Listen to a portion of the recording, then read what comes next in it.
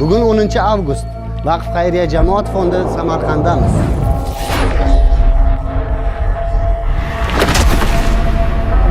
Mustaqilligimizning 35 yiliga bag'ishlab Vaqf xayriya jamoat fondi barcha viloyatlardagi 35 nafar kam ta'minlangan oilaning farzandlari uchun sunnat to'yi qilib bermoqda. Albatta bu bolajonlar xursandchiligini so'z bilan ifodalab bo'lmaydi. Alloh subhanahu va taolo mana shu mustaqilligimizni abadiy qilsin. Jannat makon yurtimizni bundan-da farovon bo'lishini Parvardigor nasib aylasin.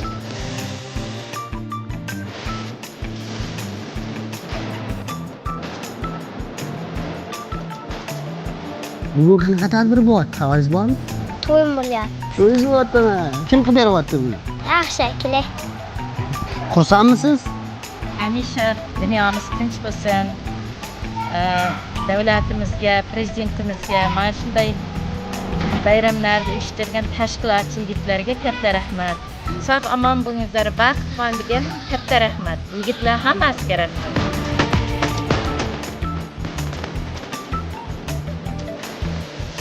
Saxovatpesha, xayr ehson qilgan barchalarini Alloh subhanahu va taolo mollariga, tadbirkorliklariga, savdolariga, ishlariga o'zi barakotlarni nozil aylagan bo'lsin.